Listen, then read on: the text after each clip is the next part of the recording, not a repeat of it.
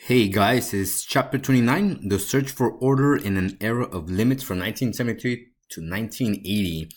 We'll begin talking about the energy crisis. We'll move on to talk about the environmental movement, the stagnated 70s economy, the shady political 70s. We'll talk about new civil rights, including women's rights and gay rights. We'll talk about the sex revolution that lingered through the 1970s after the 1960s, and then finish it off with the Great Awakening. So in the 1970s, the economy actually took a downturn. It was the worst economic decade since the Great Depression. And this chart kind of helps us identify a little bit of that. So the blue line represents growth. And you notice by 1973, that growth starts to go downward. Inflation, which is the increase of prices of goods, starts to go upward. So the growth is going down, but the inflation is going up. That's not a good thing. And the other thing that is going up is unemployment. More and more people are without a job. So the 1970s is a time where the economy suffered greatly. And we'll look at a couple of things that caused that. But first, we'll talk about the energy crisis. This is not necessarily the economic crisis, but the energy crisis of 1973. So up until about the 1950s, the United States was one of the largest producers of oil, and it exported a lot of oil, and it had a lot of money from that oil. However, by the 1960s, it no longer was the once dominant oil export that it was. So part of the energy crisis was lack of oil production in the U.S. In addition to that, the Middle East, which a lot of these Middle Eastern countries became independent in the 1950s and 1960s, they were rich in oil and they kicked out their imperialist powers. And they created what becomes known as OPEC, the Organization of Petroleum Exporting Countries, which is a coalition of 12 countries where most of the oil from the world comes from. And I'll show you guys a map in the next page about that. And then we have a 6-day war between Israel and Arab nations, and part of those Arab nations were part of OPEC. And since the United States aided Israel in those war, Arab nations were not too happy about it. And then 7 years later, we have the Yom Kippur War in 1973, where again, Israel fights against Egypt and Syria, again, Arab nations. And both times the Israelis are backed up by the U.S. And as such, the Arab nations that were part of OPEC established an oil embargo on U.S. oil. So any oil that was coming from the Middle East bound for the United States, there was an embargo. There was a cease of oil shipments to the U.S. because the United States had supported Israel in the 6-Day War and the Yom Kippur War. So it was kind of like a retaliation for the United States supporting Israel. Effects, major effects. There was a 40% increase in oil prices right off the top. There was long lines in gasoline stations. So people in America, they pretty much had a rationing of gasoline. The U.S., was identified as a country that was dependency of oil imports, bringing in oil. That's what an import means. And it was vulnerable now to the economy. So there was a decline in the strength of U.S. economy around the world. And because of there was such little oil, there was Americans, in particular in the cold states, they had to endure a harsh winter between 1973 and 1977. Also, to preserve some of the oil, Congress passes the 55 mile per hour highway speed in the highways. Car industries suffered greatly because a lot of the American cars that were being produced sucked a lot of oil. So since now there was not a lot of gasoline, not a lot of oil, then not a lot of people were buying American-made cars. They were buying foreign cars that were a little bit more fuel efficient. And there was also an inflation. We talked about that on the first slide. Inflation is an increase of prices for goods. So 20% increase on many, many goods, including bread, milk, and other essential goods of the United States that the United States and the whole world needs in essence. So this is the energy crisis. Again, major part of it had to do because the United States was supporting Israel. And as a retaliation, Arab countries put an oil embargo on oil coming to the United States. So just to kind of get an idea, so this is kind of what was going on here. So in 1970, the United States, the green line represents oil that the United States is importing, bringing in from other countries. So in the 1970s, the United States is bringing a lot of oil in from other countries. And these are the 12 countries that form OPEC. So the major ones here in the Middle East are Libya, Algeria, Iraq, Iran, Kuwait, and the United Arab Emirates, and Qatar and Saudi Arabia. Actually, a lot of our oil comes from Saudi Arabia. So the little country right there, I'm not sure how well you guys can see it. That is Israel.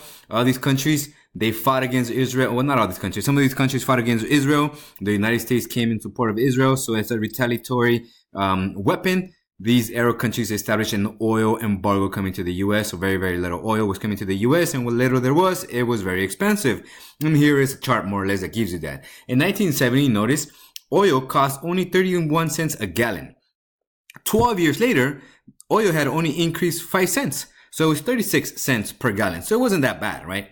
1974, the year after the oil embargo, notice this, it goes up by nearly 20 cents. And while 55 cents doesn't seem like a lot to us per gas per gallon, it was a big increase, 19 cents in 2 years.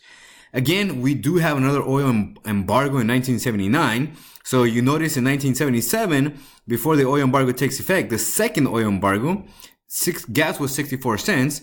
And that year that the oil embargo takes place in 1979, it goes up again, more than 20 cents. By the time the oil embargo ends in 1980, gas was north of $1.22. And again, you see this sign here, gas shortage, so in this sense, rationing. And you also notice this buggy right here. That buggy was a Volkswagen, was produced in, for the most part, Germany. But other countries were exporting goods, cars to the United States that were more fuel efficient. So cars that were being produced in the US, they were not being sold. And so the economy also suffers because of that. And again, you see a big line of people here with their gas cans going in to buy some gas. And again, that gas was rationed. So let's move on now and talk a little bit about the environment. So the environmental movement starts in essence again because of the civil rights movement that also triggered it. Now, the environmental movement, its aim was for a healthy environment and access to unspoiled nature. That was what they wanted to do. And they started to see that a lot of things that manufacturers and businesses were doing were actually harming not only the environment, but also humans.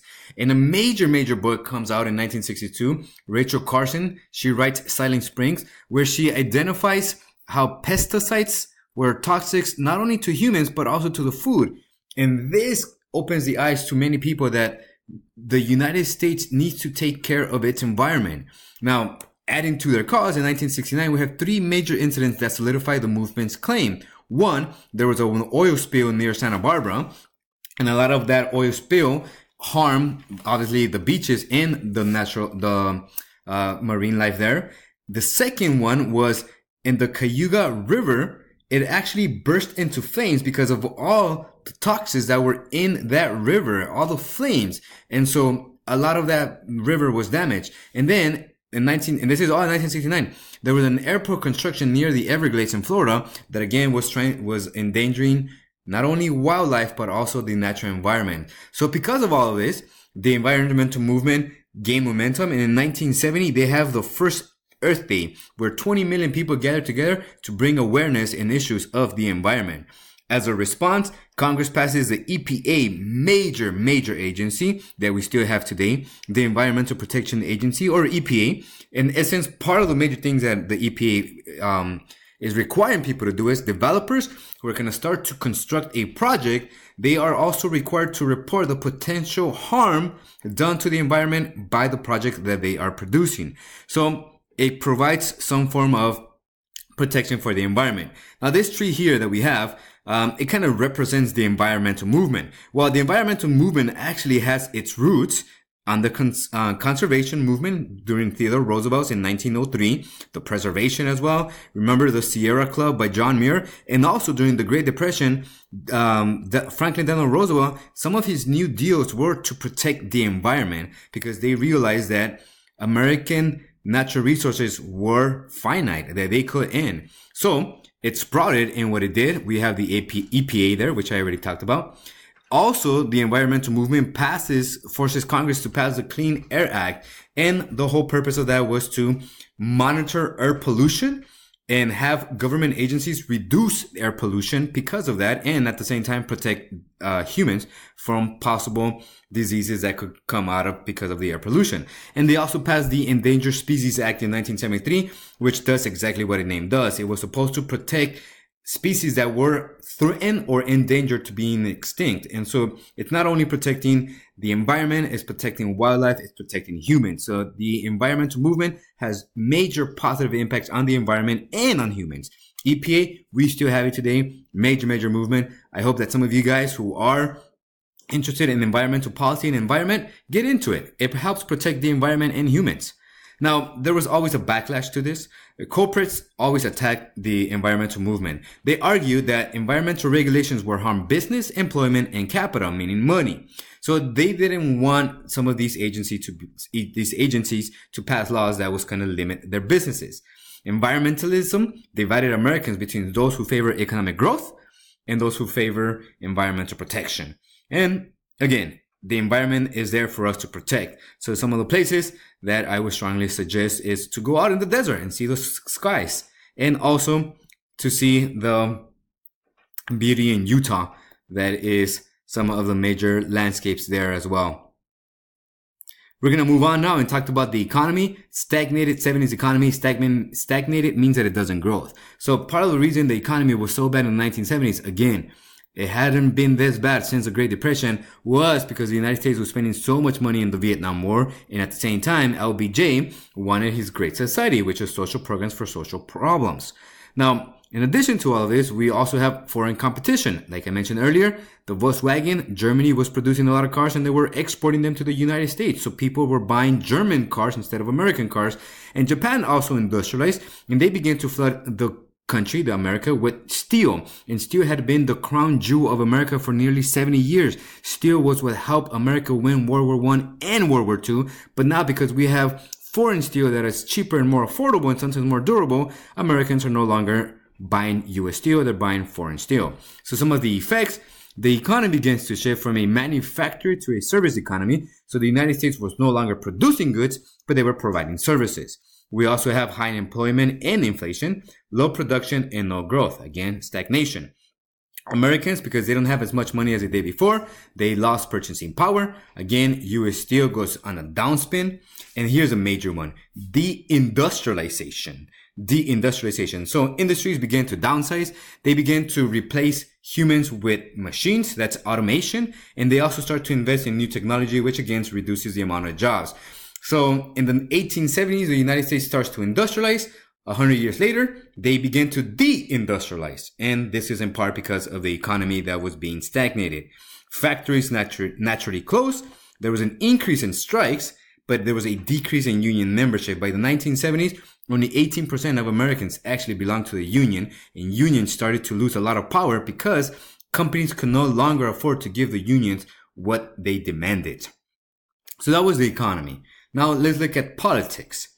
In the 1970s, we do have politics. We have Richard Nixon, who was still president.